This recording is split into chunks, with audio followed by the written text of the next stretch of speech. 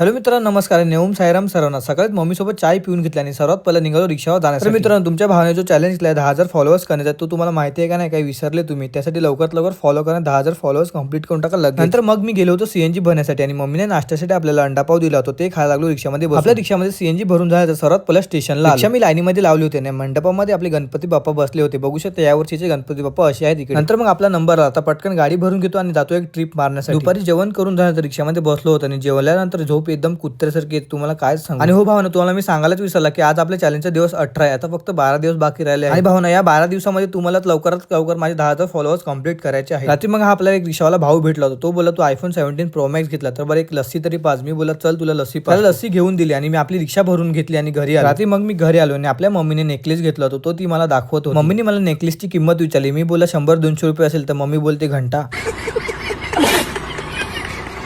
तर भावना, मला तर काय प्राइस